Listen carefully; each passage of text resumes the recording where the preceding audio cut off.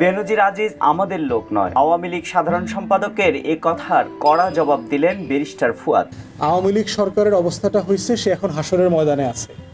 তার গুনার ফিরিস্তি শুধু মানুষের কাছে না, আসমানে ফেরেশতাদের কাছে খুব পরিষ্কার। এই গুনার ফিরিস্তি সে যতইবার অস্বীকার করতে চায়, ফেরেশতারা গণমাধ্যমের মাধ্যমে আমাদেরকে সবাইকে জাতিকে আবার জানায়া দেয়, মনে করায়া দেয়। অতএব কোন কাদের সাহেব আর কোন গুজব মন্ত্রী এটা স্বীকার করলেন বা না করলেন, জাতির কাছে এটা খুব পরিষ্কার যে বেনজির আহমেদের কুকর্মের শতভাগ না সহস্রভাগ দায় হচ্ছে আওয়ামী লীগ সরকারের, শেখ হাসিনা সরকারের। বেনজির আজিজ ইস্যুতে এবার চটেই গেলেন আওয়ামী লীগ সাধারণ সম্পাদক ওবায়দুল কাদের। একবার এক এক রকম কথা বলছেন, আর বিরোধী শিবির থেকে ওবায়দুল কাদেরকে এমন ভাবে নাস্তানাবুদ করা হচ্ছে, তাতে দিশেহারা হয়ে পড়েছেন কাদের। 4 জুন 2024 ওবায়দুল কাদের বললেন বেনজির আজিজ তাদের লোক নয়। এর আগে 31 মে বলেছেন বেনজিরের দেশ ছাড়া নিয়ে কিছুই জানেন না। 2রা জুন বললেন দেশে ফেরত এনে বিচারের মুখোমুখি করা হবে। আওয়ামী লীগের ভেতরে দুর্নীতি যখন নাজেহাল অবস্থা, তা সামনে চলে আসায় ব্যাকুল কাদের। বেনজির আমাদের দলের লোক নয়।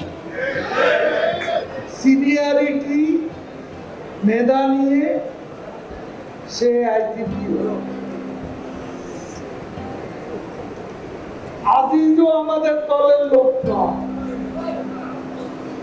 সেনাপ্রধান হয়েছে তার যোগ্যতা, তার সিনিয়রিটি। বেনজির যদি মামলায় দুর্নীতিবাজ সাব্যস্ত হয়, দেশে তাকে আসতেই হবে। এখানে সরকার কোনো আপোষ করবে না। সরকার তো দুর্নীতি দমন কমিশনের স্বাধীনতা হস্তক্ষেপ করেনি। তারা যেভাবে প্রক্রিয়া ওইভাবে এগিয়ে যাচ্ছে, এখানে সরকারের অবশ্যই সমর্থন আছে। এই প্রসেসের মধ্যে থাকতে থাকতে উনি দেশের বাইরে চলে গেছেন, এটি কি সরকারের ব্যর্থতা হিসেবে পরিগণিত হবে? আমি ঠিক জানি না, আই এম নট ক্লিয়ার। এটা এখনো পরিষ্কার।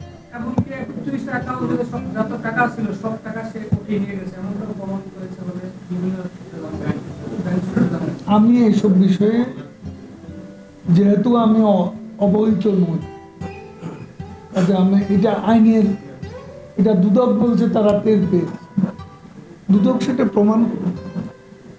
ওবায়দুল কাদের যে চোখ বন্ধ করে মুখ লুকাতে ব্যস্ত, তা নিয়ে বিরোধী শিবিরে হাস্যরসের জন্ম দিয়েছে। যতই মুখ খুলছেন ততই পরিবেশ ঘোলা হয়ে যাচ্ছে। যাবেন কই কাদের? কাদেরকে চেপে ধরলেন এবি পার্টির ফুয়াদ, বললেন হাসরের মাঠের মতো পাপ লুকাতে গিয়ে আমল নামা সামনে চলে আসছে।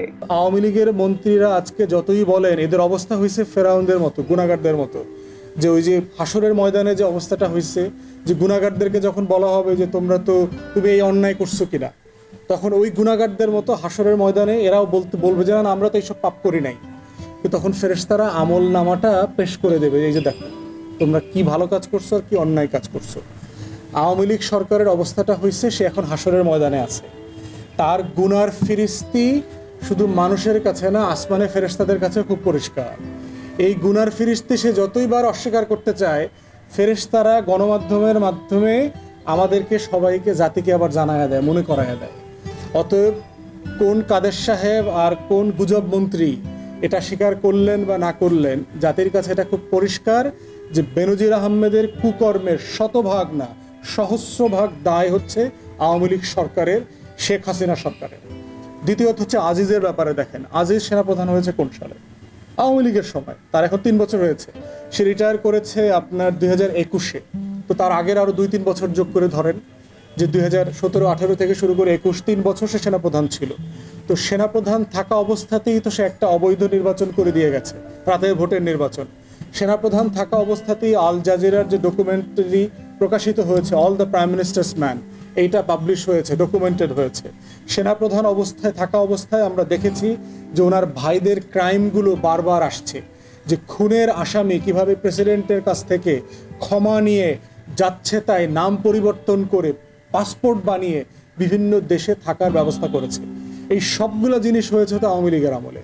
অতএব যতই সে তার গুনাহ এবং অপকর্ম অস্বীকার করবার চেষ্টা করুক, আমলনামা হাসরের ময়দানে যেভাবে পরিষ্কার করে আল্লাহ তাআলা মানে গুনাহগার বান্দাদেরকে দেখায় দিবে ফেরাউনদেরকে, দুনিয়াতেও আমাদের কাছে গণমাধ্যমের রিপোর্টে হাসিনা এবং হাসিনার যারা এই যে টিস্যু পেপার আছে এদের সবার আমলনামা পরিষ্কার।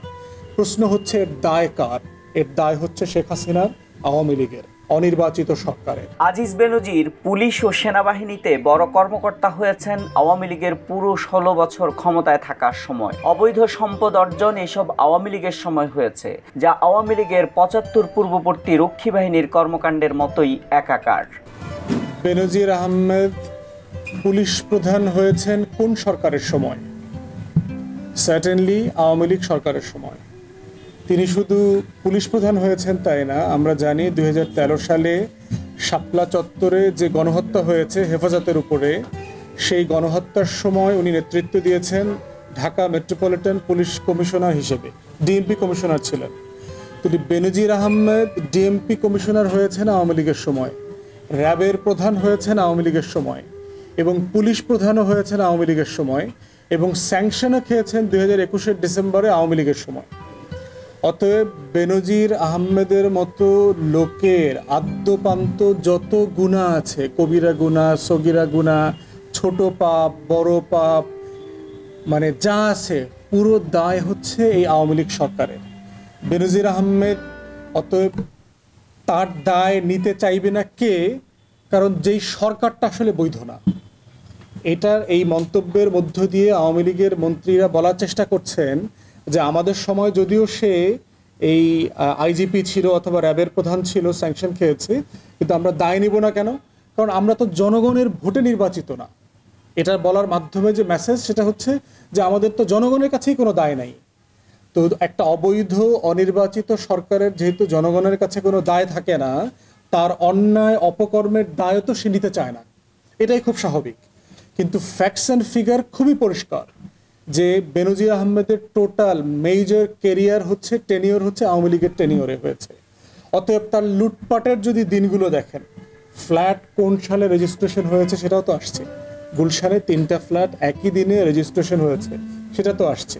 সে এবং নাফিস শরাফি নাকি আরেকজন দেখলাম, দুজনে মিলে যে ধরে এনে শেয়ার কিনে নিয়েছেন, এই ঘটনাগুলো কোন আমলে হয়েছে? এই আমলে হয়েছে। গাজীপুরের জমি বলেন আর গোপালগঞ্জের জমি বলেন, এই জমিগুলো কোন সময় কেনা হয়েছে? এই আওয়ামী লীগ সরকারের সময় কেনা হয়েছে। অতএব আওয়ামী লীগকে ব্রিটিশ বেনিয়াদের শাসক লর্ড ক্লাইভের সাথে তুলনা করলেন ব্যারিস্টার ফুয়াদ। লর্ড ক্লাইভ 2 জাহাজ স্বর্ণ নিয়ে গেছে ভারত থেকে, আর আওয়ামী লীগ নেতাকর্মীরা দেশের সম্পদ দুবাই নিয়ে গেছে। যেই সরকারটা গত 15 বছর থেকে বাংলাদেশকে দখল করে আছে ঔপনিবেশিকদের মতো, এটা একটা দখলদার সরকার আমরা বলছি। এবং দখলদার এর আগেও আমরা দেখেছি, ব্রিটিশ ইন্ডিয়া, ব্রিটিশ কলোনিয়ালিস্টরা 190 বছর দখল করেছিল। আওয়ামী লীগ সরকারও গত 15-16 বছর থেকে এই দেশটাকে দখল করে আছে। দখলদারের ভিতরে পার্থক্য কি? ব্রিটিশের বাচ্চারা হচ্ছে ইউরোপ থেকে আসছে, 7000 মাইল থেকে দূর থেকে আসছে, ওদের গায়ের রং সাদা ছিল। আর আওয়ামী দখলদারদের চরিত্র হচ্ছে ওরা এই মাটির সন্তান, ওদের গায়ের রং আমার আপনার মতোই একই। অতএব কিন্তু কাজ একই রকম। এরা প্রত্যেকটা এক একটা লর্ড ক্লাইভে পরিণত হয়েছে। আওয়ামী লীগের প্রত্যেকটা এমপি, মন্ত্রী, এই যে লেবার মার্কেট থেকে লোটাস কামাল, বেনজির আহমেদ, লেফটেন্যান্ট জেনারেল মাসুদ আহমেদ চৌধুরী, তারপরে আরেক বেনজির আছে এমপি, এরপরে হচ্ছে পুলিশ বেনজির, আজিজ, এই সেনাবাহিনী, এই যারা আছে এরা প্রত্যেকটা একটা লর্ড ক্লাইভে পরিণত হয়েছে। লর্ড ক্লাইভ কি করেছে? পলাশীর যুদ্ধে পরাজিত হওয়ার পরে কলকাতাকে মানে স্বর্ণ শূন্য করে ফেলেছে। প্রত্যেক ব্যবসায়ী থেকে, ব্যাংক থেকে, বাণিজ্য থেকে, দোকান থেকে সে সকল স্বর্ণ লুট করে জাহাজ ভর্তি করে ইংল্যান্ডে নিয়ে গেছে। 2টা জাহাজ ভর্তি করে সে লন্ডনে স্বর্ণ নিয়ে গেছে। আজকের একই রকম দেখেন এই লর্ড ক্লাইভের যে বংশধররা আছে আওয়ামী দখলদারদের মধ্য থেকে, ওরা একইভাবে দেশের সম্পদ লুট করে বাইরে নিয়ে যাচ্ছে। আর একটা রিপোর্ট আসছে দেখেন যে দুবাইতে কোন দেশের কয়জনের সম্পত্তি আছে, এই ব্যাপারে একটা তদন্ত প্রতিবেদন বেরিয়েছে। একটা ইনভেস্টিগেটিভ গ্রুপ তারা এটা বের করেছে। সেখানে আসছে প্রায় 550 প্রপার্টি কেনা হয়েছে, বাংলাদেশিরা কিনেছে গত বছর 550। এর আগের বছরও আমরা দেখেছি 400-র মতো লোক ওখানে প্রপার্টি কিনেছে, এর আগের বছরও আমরা দেখেছি। তুলে দেখেন এই যে লর্ড ক্লাইভ একের পর এক। আপনি দেখেছেন যে সামিট গ্রুপের যিনি মালিক, অন্যতম মালিক আজিজ খান, ফোর্স ম্যাগাজিন পৃথিবীতে সবচেয়ে ধনী লোকদের তালিকা করে, সে আজিজ খানের নাম ওই ধনী লোকদের তালিকাতে আসছে। সে সিঙ্গাপুরে অন্যতম ধনী ব্যবসায়ী বিনিয়োগকারী হিসাবে তার নাম আসছে। টাকা কোত্থেকে গেছে? ওই যে লর্ড ক্লাইভের টাকা, চুরির টাকা। অতএব এই পুরো চক্র হচ্ছে বাংলাদেশকে লুটপাট করে শূন্য করে দেওয়ার একটা চক্র। দায় আপনি নেন বা না নেন, আপনি অন্ধ থাকলে থাকতে পারেন, দেশের মানুষ অন্ধ না। তারা সবাই বোঝে যে এখানে লর্ড ক্লাইভের বসকে, ইস্ট ইন্ডিয়া কোম্পানি কোনটা, কারা জাহাজ ভর্তি করে দুবাইতে, সিঙ্গাপুরে, টরন্টোতে আর মালয়েশিয়াতে সম্পদ পাচার করতেছে, সেটা সবার কাছে, আমাদের কাছে পরিষ্কার। কাদেরের জবাবে মুখ খুললেন বিএনপি নেতারাও। পিয়নো আওয়ামী লীগ দলীয় বিবেচনায় নিয়োগ দেন, তখন কেন আজিজ বেনজিরের দায় নিতে চাচ্ছেন না? বেনজির ও আজিজের কর্মকাণ্ড আওয়ামী লীগ দলীয় কর্মীদের মতোই ছিল। আজিজ 2018 সালের তথাকথিত নিশিরাতের নির্বাচনকে দেশের ইতিহাসে সবচেয়ে ভালো নির্বাচন বলেছেন। বেনজির পুলিশ প্রধান থাকা অবস্থায় বিএনপির কর্মসূচি ঘিরে পুলিশকে নির্দেশনা দিয়েছেন, তোমাদেরকে কি অস্ত্র দেয়া হয়েছে হাডুডে খেলার জন্য? এখন কি আজিজ বেনজিরদের ভার কঠিন মনে হচ্ছে? প্রশ্ন রাখলেন রিজভী। আজিজ বেনজির আমাদের লোক নয়। কাদের লোক? একটা মানুষ এমনি তো আগে যা ছিলেন বিভিন্ন পদে, এসপি ছিলেন, ছিলেন, কিন্তু অত্যন্ত একটি সরকারের খুব ট্রাস্টেড লোক না হলে, বিশেষ করে আওয়ামী লীগের সরকার, ওই কোনো অফিসে একটা পিয়ন নিতে গেলেও তার পরিবার আওয়ামী লীগ করে কিনা সেটার পুলিশ ভেরিফিকেশন করে তারা নেয়। পুলিশের কমিশনার নিয়োগ দিবেন কি অন্য দলের লোক, চিন্তাধারার লোককে দেবেন?